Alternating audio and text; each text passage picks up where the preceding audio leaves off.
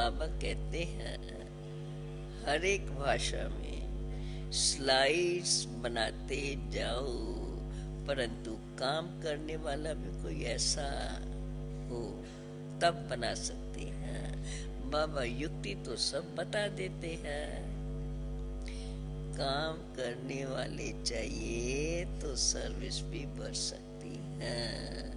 अभी तो देखो कितने से सर्विसेबल बाबा के बच्चे बन गए हैं।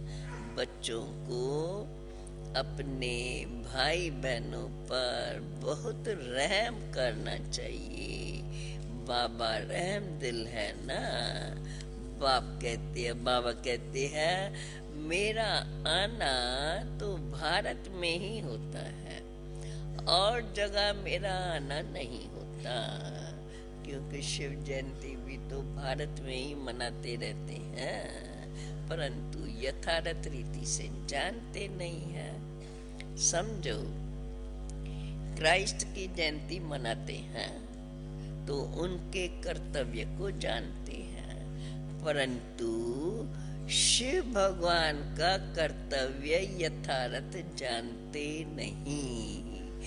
वही तो पतित पावन है, इसलिए और वह भारत में ही आते हैं, इसलिए ही भारत बड़े ते बड़ा यात्रा स्थान है।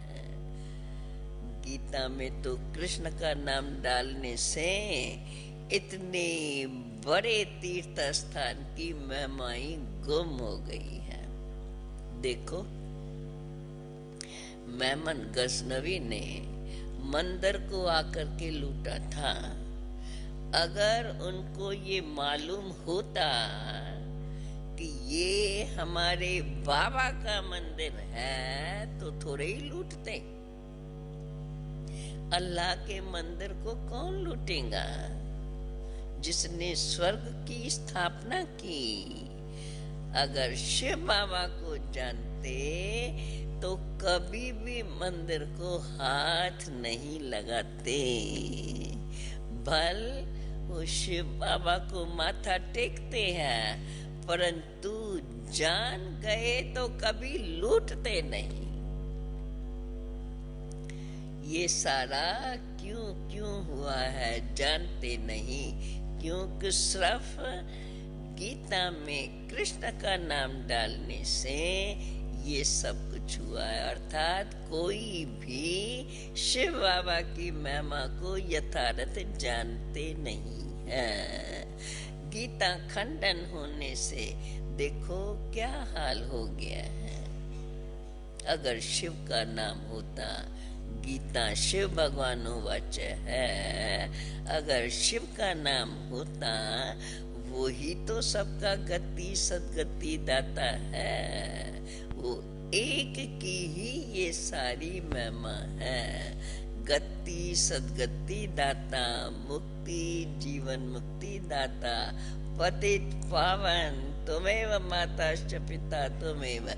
जो भी महिमा है एक ही शिव बाबा की महिमा है। अगर वो नहीं आता तो पावन कैसे बनते, क्योंकि पावन बनाने वाला एक बाप ही है। भारत को अगर वो नहीं आता तो भारत को स्वर्ग कौन बना सकते। तो यह तो है गुप्त बात।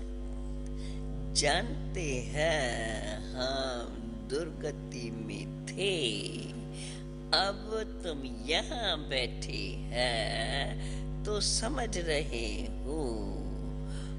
इसलिए बच्चों को तो बहुत बहुत खुशी होनी चाहिए।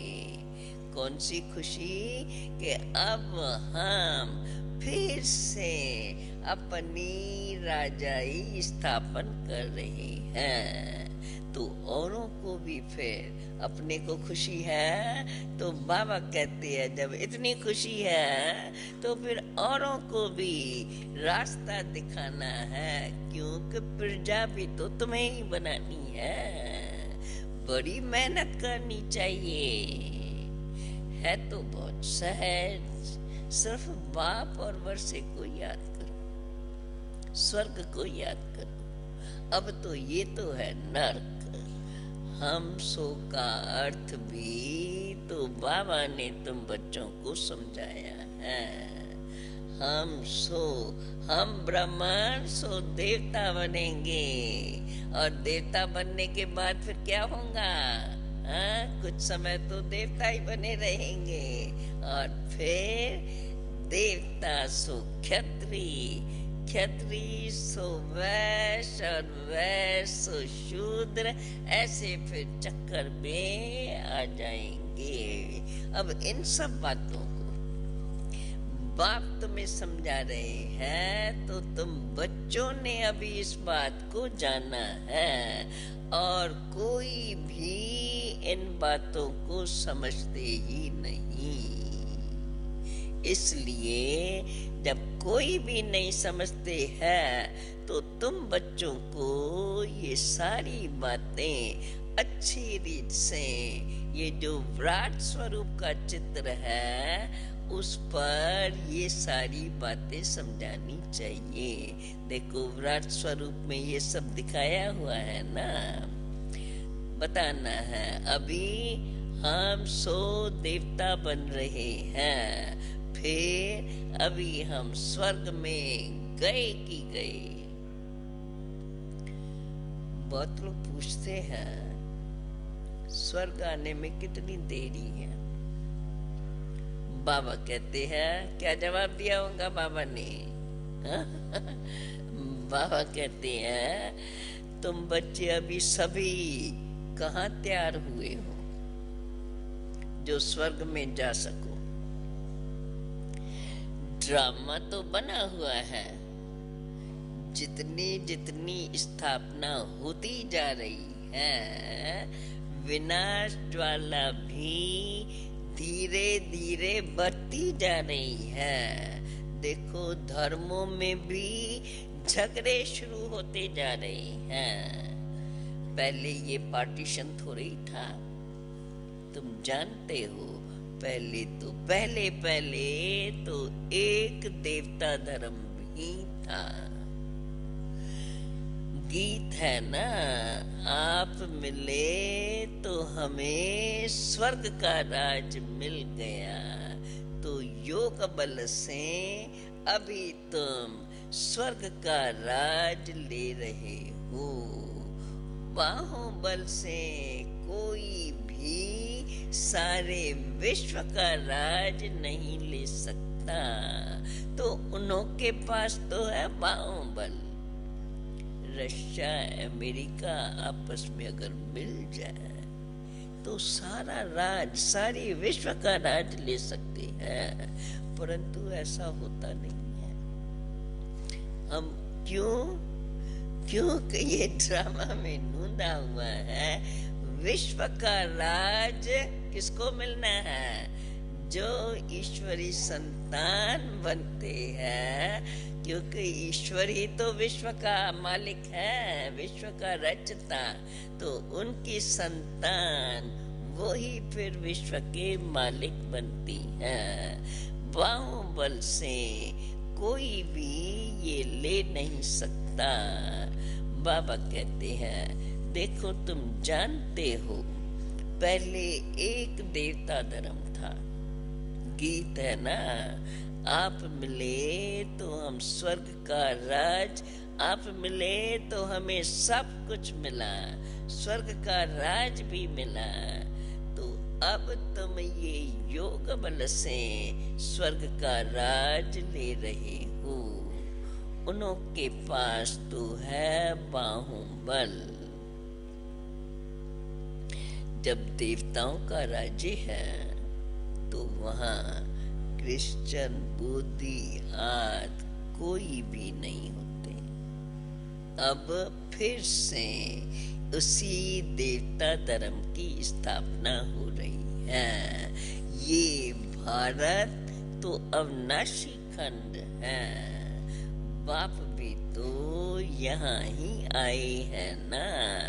ड्रामा में ऐसा ही है कि योग बल से ही ये विश्व की राजाई मिलती है।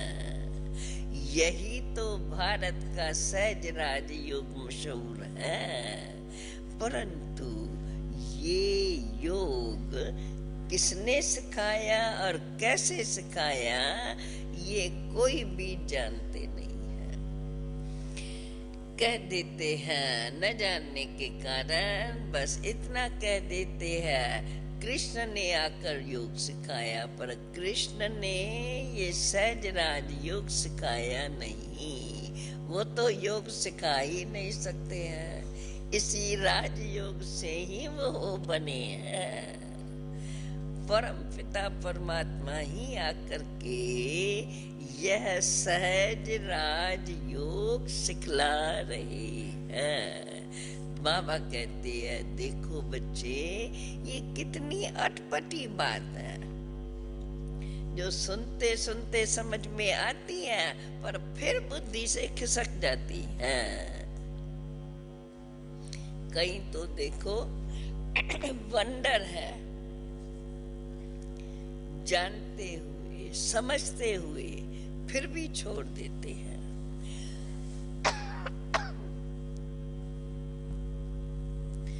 तभी बाप कहते हैं, क्या कहा होगा बाबा ने,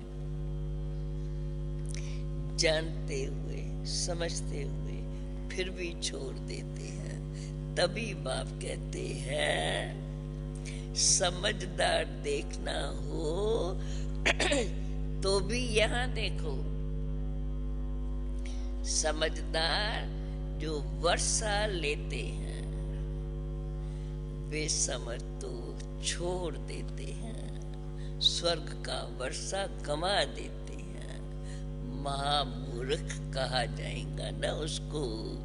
तो बाबा कहते हैं महान सुजान देखना हो तो यहाँ देखो, स्वर्ग में वो भी जाएंगे, छोड़ के जाने वाले जिन्होंने इतना समय लिया वो भी जाएंगे, परंतु प्रजा में जाएंगे।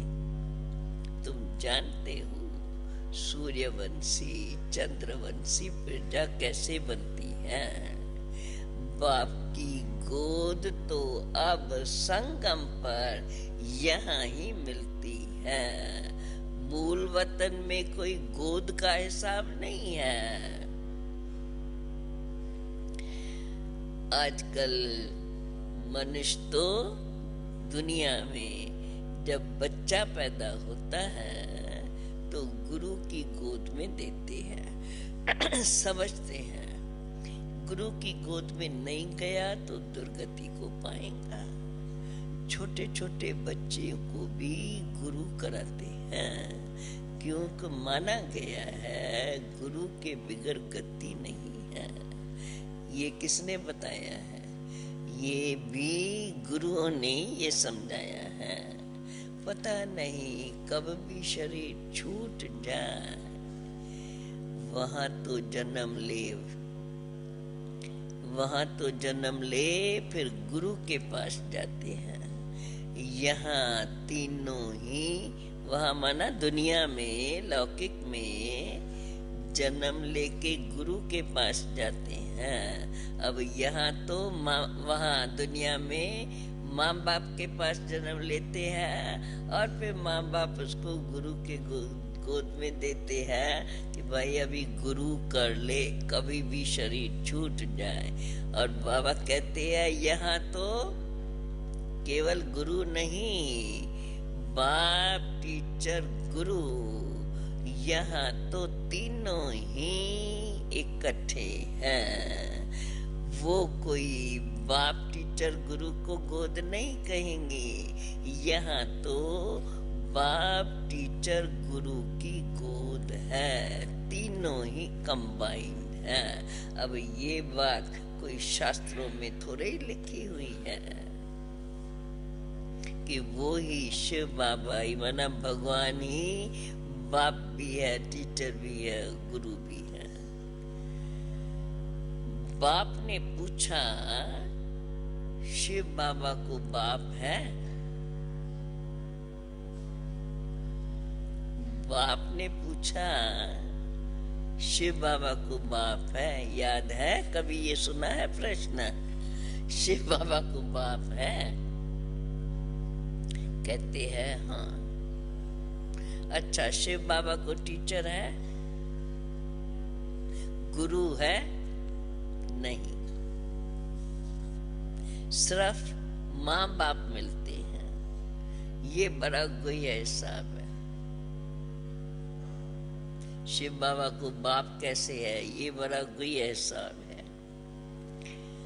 बाप बच्चों पर बलिहार जाते हैं, बच्चे बाप पर बलिहार जाते हैं। लौकिक में बच्चे बाप पर बलिहार नहीं जाते हैं, बाप ही बच्चे पर बलिहार जाए। अपना सारा वर्षा सारा बच्चे को ही तो वारिस बनाते हैं। तो अब ये सब समझने की बातें हैं। बरोबर परमात्मा हमारा बाप भी है, शिक्षक भी है और सतगुरु भी है। बाप से ही हमें स्वर्ग का वर्षा अर्थात सारी विश्व की राजाई मिलती है।